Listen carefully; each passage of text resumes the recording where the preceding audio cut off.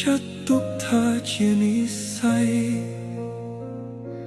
យើងបែកគ្នាចាត់ទុកថាជាកម្មពីជាតិមុន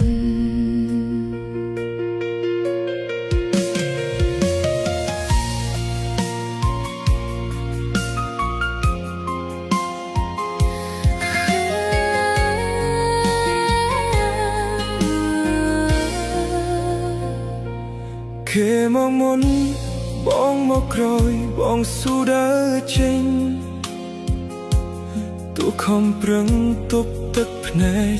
តែដួងចិត្តខ្ទេចខ្ទាំអូនក៏ដូចបងដែរតែស្នេហ៍មិនអាចបង្ខំតែបេះដូងបងវាចង់នៅរងចាំបន្ទោឲ្យអូនសុំទោសដែលធ្វើឲ្យបងឈឺតែអូនមិនចង់ឲ្យគេឮថាអូនស្រឡាញ់បងទេ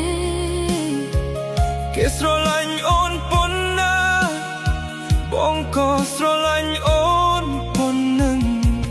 អូនក៏ដឹងថាបងល្អតែអូនមិនចង់ឃើញគេទឹកភ្នែ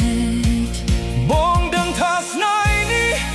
មិនអាចតាំងពីដំបូងតែចិត្តបងមិនព្រមស្ដាប់ហេតុផលអូនបងខំលាក់ទឹកភ្នែក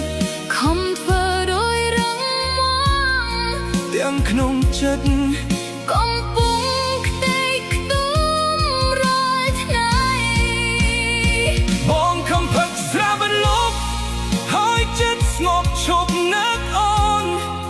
តែពេលយប់មកដល់មិនដឹងទឹកភ្នែកហូរពីណា